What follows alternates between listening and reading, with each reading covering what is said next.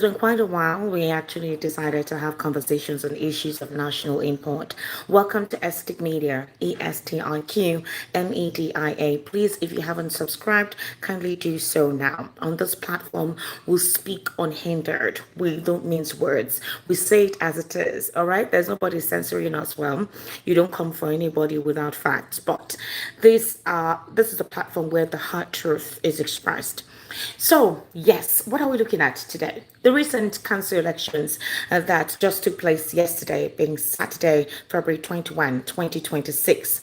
What actually transpired? There were council elections in the FCT, in Kano, as well as in Rivers. And obviously, the APC took the leading roles in all of these states. Now, what actually transpired? For Rivers and Kano, it was actually quite obvious who was going to take the lead. I mean, we did not see any heavy campaign for those states. So obviously, they were being delivered for the All Progressives Congress. The states that was being spotlighted on, or rather, the area or location that was heavily spotlighted on was the FCT. I mean, we saw Peter Obi really galvanize, campaign, mobilize with Dr. Moses Paul. Now, there are several councils in the FCT, okay? And there was the chairmanship election and the council elections. Both of them ran concurrently yesterday. So obviously, for the chairmanship position for the ADC, that is AMAC, Dr. Moses Paul was the representative. And prior to the elections, I mean, we saw heavy campaign by top APC stalwarts, top APC leaders. They came out to galvanize support for the representatives of all of the council areas, including the chairmanship position, Dr. Moses Paul and other councils. I mean, we saw the Peter Obi, we saw Atiku Abubakar, we saw Rotimi Amechi. The only person who did not visibly come in there was 𝘍𝘐𝘓. Obviously, he was in Cairo at the time, and then when he returned, he was, bamboozled with several cases with the EFCC, ICPC, DSS. So 𝘍𝘐𝘓 is seriously distracted, been in detention, having to focus on his issues. The other person who also could not join the campaign trail was Malami, and we know that Malami is also going through severe issues with the authorities. So these are the financial heavyweights in the ADC, and they're currently being investigated by the Economic and Financial Crimes Commission, appearing in court and even in the DSS custody. So what happened in this recent AMAC elections? Let me give you a highlight. A few days to this council elections, somebody tweeted on X that Dr. Moses Paul is not an indigene of Abuja. That is the core originals of Abuja. Now, if you know how Abuja is, I mean, if you look at those who occupy most sensitive positions, they're not necessarily, indigenes per se. For example, the FCT minister is obviously somebody nominated by the president. He's from Obiakpo in Rivers. Senator 𝘰𝘱𝘿 is a Yoruba woman. So I don't know where all of this whole tribal sentiment is coming from, but it was so funny that tribal sentiment played a huge role in the FCT council elections. And how did it start? Somebody from the ruling All Progressives Congress, who is from the Southwest, went and wrote on X that Dr. Moses Paul is not even from Abuja, that he's a Benue person, and that his vice is an Igbo person. That how can you come to Abuja and say you're running for elections, and the person who is in the front burner, in the front run, is somebody that is from Benue, while the deputy is an Igbo person? That how do you think you can win elections like that? That when it comes to grassroots elections or council elections, you choose the indigenes, like you choose the very people that represent that particular locality, and that's the only way you can win elections. Funny enough, that was just for the chairmanship, in the FCT. We had the council polls, and most of the representatives for the council polls were indigenes there. We even have the fact that at the federal government, you're running a Muslim ticket, somebody from the Southwest who is supposedly representing the South, and somebody from the North who is Kashim Shettima, the first Muslim ticket that Nigeria can run as for a very, very first time. It's been a long time we had a Muslim ticket. We've never had a Christian ticket. I think the one time we had it, it didn't even last. So it was quite funny for this sentiment to play a huge role on how yesterday's elections in the FCT went by. But before I go into the theatrics and the drama that unfolded, let's take a general look as to how the elections turned out yesterday. Now, for the elections that took place, there were the fact that there was vote buying, Obviously, logistical support was not available, election materials did not arrive on time, and the fact that many residents were not confident in INEC properly conducting those elections. They didn't trust INEC to carry out a transparent, objective, unbiased electoral process. So a lot of persons did not come out to vote, meaning that there was voter apathy, mainly observed in most of the areas where the elections were taking place in some of the polling units. All right, many eligible voters stayed away from the polls. They were frustrated by the electoral process and the lack of trust in the electoral system. So from 𝘗𝘓𝘦 and 𝘗𝘌𝘛𝘌 and 𝘗𝘰𝘗𝘏 to 𝘗𝘌𝘛𝘌 𝘊𝘰𝘀𝘕, 𝘂𝘰𝘱𝘱𝘱𝘱, 𝘂𝘰𝘱𝘱𝘱𝘱𝘱, and beyond, turnout remained abysmally low. Do you understand? The exercise was also heavily criticized, especially by opposition figures, for lacking transparency, with allegations of vote buying and selling taking the center stage in some parts of the country. Now, what happened? There were warnings from INEC for people not to actually buy votes, all right, or sell their votes, but it did not deter. Persons were selling their votes, persons were inducing voters with money and several elements for them to supposedly support their own political parties. In fact, some certain persons were being registered that morning for the opposing party. It was quite funny, or would I say the usual that we express in this part of the world when elections are taking place. Agents, especially the APC, chieftains stormed several polling units with cash to induce voters. There were reports that parts of 𝘗𝘪𝘐 area council, including Ushafa, 𝘰𝘰𝘱𝘱𝘱, among others, witnessed such unscrupulous activities by party agents. Other party representatives from the YPP, the PDP, and others also had their observations expressed as to how the elections took place yesterday and the abnormalities that was witnessed, which was expected for INEC to address. Now, prior to the elections, in a few hours to Saturday's elections, some residents in the FCT got text messages from INEC telling them that their polling units had been changed. Meaning, okay, for example, you have your PVC, right? You've done your registration. You're supposed to go to a particular polling unit on your election day, and the polling unit is meant to be close to you. It makes it comfortable for you because on that day of election, movement, or will I say mobility, is heavily limited and restrained. If you're not an official, either from the press, from INEC, or security, you're not meant to move about with vehicles. So if you recall that on Friday, there was no movement in the FCT. Wike considered Friday a public holiday to create a situation where INEC can mobilize, persons can go check out their polling units, know where they intend to go vote, and all of that. So let's just say Friday was declared a work-free day, so certain persons can get themselves properly prepared for the elections on Saturday. But it happened to be that few hours to the elections, possibly in the evening, text messages were sent to certain individuals that their polling unit had been changed. That is, they would their polling units were altered to another polling unit. And guess what? This caused confusion. This also caused apathy. So if you know how it is on election day, if your polling unit is meant to be close to where you reside, and INEC sends you a message that your polling unit is no longer where it is, how do you now start going to search for your polling unit on the day of election? Because you're meant to be at your polling station as early as 8 o'clock, or possibly 8:30. If you're going to be voting, you need to be there as early as 9:30, latest 10. Agents, party officials ought to be there as early as 7 to ensure that election materials arrive on time. Whatever is needed in the polling unit is provided so that their persons can come and be part of the process. That's how it works. That's how it goes. But it was discovered that for some persons, they received messages the night before that their designated polling unit had been altered or changed. So it was like the following day, they had to start looking for the polling unit that they were designated to.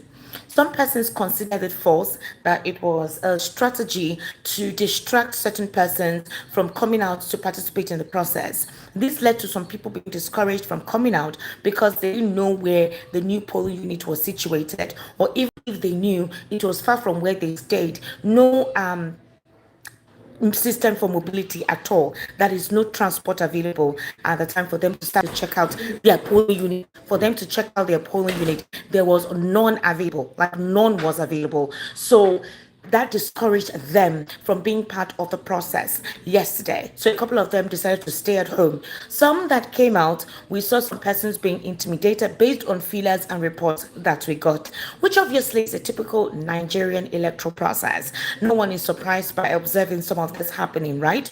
But we thought that there'll be a difference because this is a signature for the 𝘗𝘌𝘛𝘌𝘙 INEC team to prove to Nigerians that they are indeed ready to conduct a free and fair election that is obviously prepared. There were also complaints about logistical issues and the fact that voting materials were either not the right ones or did not arrive at the polling unit on time. What am I talking about? Some polling units recorded beavers that were sent to them to not be the correct one. We heard that the beavers machines that came, some were either not working, some were not correct, or some had some technical issues. Some persons went to their polling unit and could not even see their names there. Maybe some persons who were not told on time or who did not get the message time that their polling unit had changed. So they went there and they did not see their pictures of their polling unit. Some places, the logo of their preferred political party was not on the ballot paper. They went to vote and they did not see their preferred political party. There were so many discrepancies, so many issues that were observed during the council elections. Wike even came out to say that, in fact, the apathy was glaring and it was not good. People really did not turn out. And it was also funny because people were wondering why Wike came out himself to be monitoring elections. You're the ICT minister, you're meant to stay put somewhere, so it doesn't seem as if you influence the outcome of results in whatever location you went to visit. Others said he was doing the right thing, being the fact that the FCT is his domain. He wanted to ensure that elections were properly handled, officials were available, security was provided, and everything was smooth.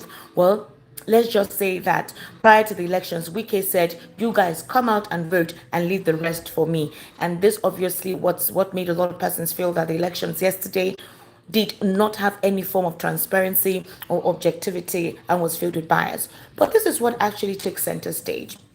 Just when the elections were rounding up, results had not yet been declared, collation had not even started, some ADC members went on social media, organized spaces, and started bashing themselves. They came up with the fact that how could Dr. Moses Paul be selected as the ADC chair? I mean, didn't they do a serious get-together amongst the party leadership to strategically select candidates that can propel the people to come out and vote? There were also talks that probably because Dr. Moses Paul was supposedly a 𝘰𝘪𝘵 candidate, that the articulates, that is the Atiku supporters, did not come out, like really arm themselves properly to galvanize and mobilize support for Dr. Moses Paul. It was a major issue for all of them, and they started bashing themselves. Now, some people feel that the articulates want a situation where what they've been saying all this while, that Peter Obi should deputize Atiku, that's the only way they can actually defeat Tinubu. So it was more like some of them worked against their candidate because it is not their person that kind of solicited support for this person. They worked against themselves in the party. So they found out that some certain persons in the ADC were soliciting and supporting the APC, and they were considered to be more of Atiku supporters. These are feelers that we got. I was on that space yesterday. They did not even wait for these elections to be done. They started bashing themselves. And I was surprised because I'm like, this is a political party that wants to unseat Tinubu. You guys are not united at all. They started throwing shades, saying Peter Obi, how did they even come about Dr. Moses Paul? Didn't they do their proper checks? How did they even go about selecting candidates? When did they select candidates? Did they carry people along? That the people on ground supporting Dr. Moses Paul and others are basically the obedient. The articulates just decided to sabotage the process to prove a point that Peter Obi does not necessarily have the weight as acclaimed by the obedient, that he doesn't have that clout anymore, that he needs an article to supposedly push through, that this is what they have been saying. And the way it is right now in the ADC is like, if they conduct their primary and certain persons preferred candidates do not emerge to win the presidential ticket, it means that others would not even join in supporting that candidate. With what we just saw that was experienced in the recent FCT elections, what am I trying to say? It means, for example, that if Peter Obi does emerge as a flag bearer for the ADC, certain persons in the party would not give their all in supporting, especially those who do not prefer him as their presidential candidate. The obedience cannot galvanize all that support alone. They need every region to participate. The ADC support base is hugely fragmented. The leadership of the party may seem to be together, they may be connected, but the support base is divided. Yesterday, you needed to see the kind of narratives that were flying around. Oh, you guys shouldn't have chosen Dr. Moses Paul. He's from Benue. His vice was an Igbo person. They didn't do proper selection. You needed to hear the narratives that were out there.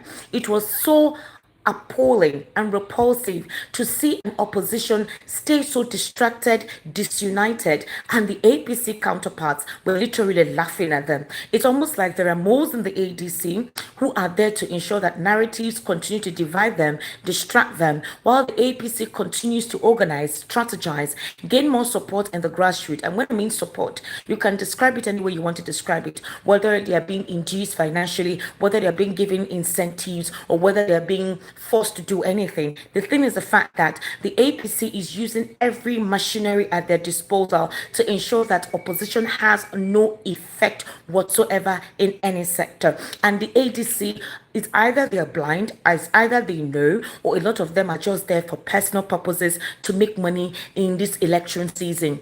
So some obedience are advising Peter Obi that it's better he steps down or not even participate at all. Some are saying you guys must field him as a candidate. It's a turn of the South, and leave the rest for us. Others are saying if Atiku does emerge, the obedience will not show their support because of what they recently experienced in the FCT council polls or in the AMAC election. This whole thing buttresses a certain point. What exactly is the true agenda of the ADC? What was the coalition? Why did they come together? Did they come together to indeed unseat APC? Did they come together just to supposedly seem as if there is an opposition?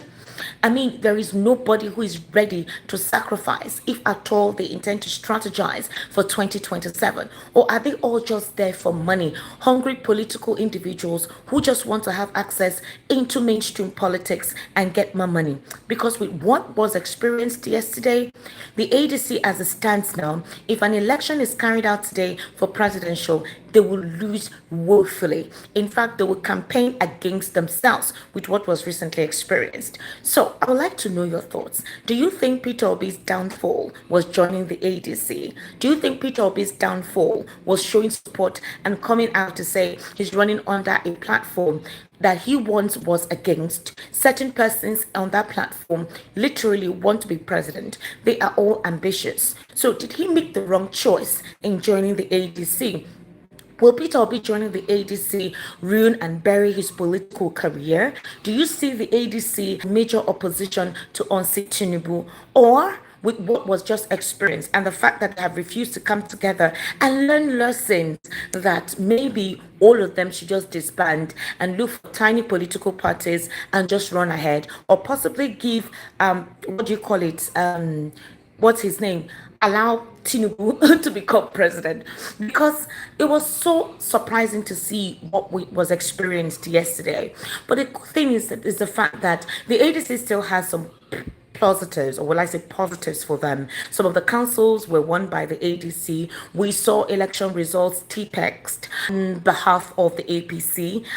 They were heavily induced. So we saw a couple of result sheets that were considered to be irregular. They were T-Pexed in favor of the APC. So in what way out of this election can ADC see where they have done wrong and really work ahead strategically if they intend to be a major opposition for the All Progressives Congress, against the All Progressives Congress rather, in 2027? Because as it stands right now, the APC has actually won the council elections. And for example, I'm talking about APC's Mike Kalangu. He's the one who won the AMAC chairmanship election, despite the apathy that was observed, despite the vote buying. So is this a huge lesson for the ADC as a political party as to them coming together, working hard together, putting aside their differences, and the party working for the common good of themselves and not disparage each other publicly, be more divided and say, my candidate is better than your candidate. My candidate can pull more crowd. If you don't support my candidate, I would not support your own candidate. A house divided against itself can definitely not stand. And it feels like marrying certain persons who had been on opposing sides for quite a while. How did they reconcile those differences in a very short time? I mean, the obedience really used to fight against the articulate, and then all of a sudden they have to come together and work. Whether you like it or not, the differences is very glaring. The fracture in the ADC is very glaring. The leadership of the ADC may actually be working together as a team, but the support base really need to put up a united front, and they need to take advantage of this recently concluded elections to see the areas where there were weaknesses. And the weaknesses are basically observed in terms of lack of party agents. They need grassroots recognition. The ADC needs to work hard between now and the campaign season to create a sense of awareness in the local front across the 36 states of the Federation. It is not a social media talk. It is not a social media banter. It is grassroots strategy. What has currently taken place is the fact that all the localities have been won by the APC. These are the certain persons that will galvanize in the general elections to ensure that the APC wins. So in other words, if the ADC intends to re-strategize, if the ADC intends to win these elections, they need to start creating an awareness at the grassroots. And whatever means they can apply to get that right, they need to start now. If it includes buying votes or placating people, whatever it is you need to do, if you want to be part of the system, you need to apply it, because the APC is not joking, and they are using every armament at their disposal to ensure that they win these elections in 2027 for Tinubu. Wike is already proven a point that Tinubu needs him and that he's going to make sure he delivers for Tinubu. Let me even tell you how far bad it went.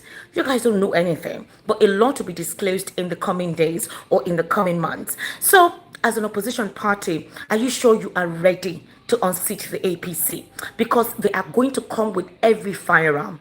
Trust me, the tribalism is bad, and they've made sure that every proponent across the Federation now has a tribalistic sentiment towards every issue. So the candidates you'll be presenting at every front, their tribal or their origin, where they come from, needs to be a considering factor if you're going to be putting out any candidate in 2027 for either governorship, House of Rep, and senatorial.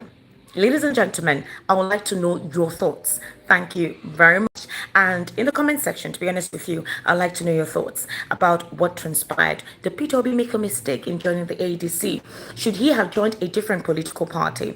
And if he had remained in the Labour Party, obviously, he would have become politically irrelevant. So I would just like to know precisely how you can break down this issue with the just concluded FCT Council polls and also Rivers and Kano State. Have yourself a wonderful day.